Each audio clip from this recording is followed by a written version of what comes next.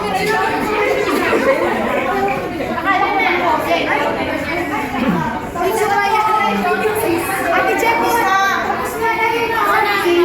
first year high school ka, malayo ka na sa parents. At a very young age of 12. Paano mo naman sa sarili mo nung maging ganyan na ba? Oo naman. Nakasama mo rin o nag-respeto sa kapwa. Kasi humble as kasi sa atin, basically, dapat parents na namumulong ang tulad. Sa kasi school, paano sa mga paano mo namumulong yung personality mo as an individual na maging ganyan? Bakit ito boy?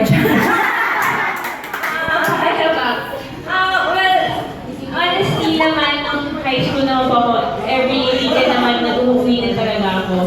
Tapos, so yun. So, nagagayad ko ang parents ko. And definitely yung foundation ng UST talaga. May coaches, may teachers, may teammates talaga. And then, nakatulong din po yun. And then, when I get into Ateneo po, yun, same teammates, coaches, at syempre ngayon, may na-involved din na supporters katulad nyo. And it always, kayo talaga yung nag-remind sa akin talaga na parang everything is possible and we have to stay grounded talaga. And di ba, gagawin natin yung isang bagay para sa bagay na mahal din natin. So ayun, you're really one of the always a reminder for me talaga po. So everyone around me talaga, sila talaga yung nag-guide po talaga sa akin. And syempre si God talaga.